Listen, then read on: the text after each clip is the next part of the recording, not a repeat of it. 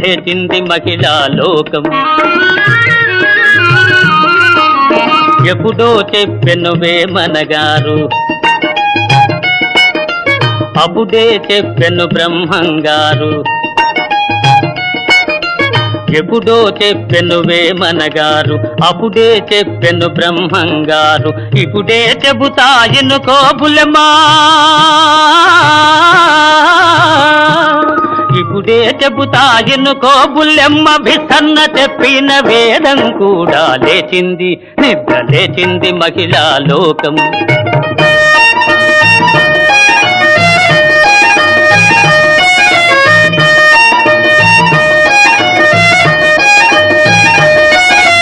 పల్లెటూళ్ళలో పంచాయతీలు, పట్టణాలలో ఉద్యోగాలు,